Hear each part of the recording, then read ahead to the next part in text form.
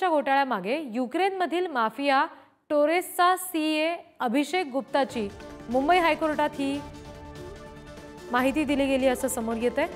Torres कंपनीचा CA Abhishek Gupta यानं मुंबई हायकोर्टात धाव घेतली। मी घोटाळा उघडकीस आणला, माझ्या जीवाला धोका आहे, संरक्षण द्या असं त्यानं म्हटलेलं आहे। टोरेस कंपनीचा सीए अभिषेक गुप्ताची याचिका मुंबई हायकोर्टात दाखल झाली।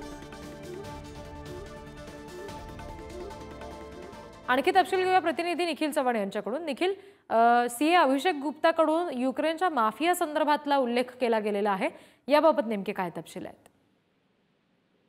नक्कीच रिद्धी, आपण पाहिलं तर टोरेस घोटाळा प्रकरणामध्ये अनेक खुलासे पुढे येत असताना आता अभिषेक गुप्ता यांनीच स्वतःहून जी उच्च न्यायालयात आहे ती धाव घेतलेली आहे आणि या संदर्भात सर्व पुरावे देण्यासंदर्भात देखील पोलिसांकडे त्यांनी वक्तव्य केलेलं होतं। यालाच पाहता जो गुप्ता आहे त्याच्या जीवाला धोका असल्याचं या ठिकाणी गुप्ता यांनी पोलिसांना सांगितलेलं आहे, त्यामुळे संरक्षण देण्यासंदर्भात देखील सांगितलेलं आहे। या संपूर्णपणे घटनेच्या मागे आणि या मोठ्या घोटाळ्याच्या मागे युक्रेन येथील असलेला मोठा व्यापारी आहे आणि याने सर्व काही जो घोटाळ्याचा प्लॅन आहे तो देखील आखल्याचं देखील या ठिकाणी म्हणण्यात आलेलं आहे। त्यामुळे आता पोलिसांचा तपास त्या अनुषंगाने सुरू असून उच्च न्यायालयामध्ये घेतलेल्या आणि जी याचिका दाखल केलेली आहे गुप्ता यांनी, याच्यावरती आज सुनावणी आहे ती पार पडणार आहे। परंतु याचा आता युक्रेन कनेक्शन काय आहे याच टोरेसचं हे आता पोलीस देखील तपासणार आहेत।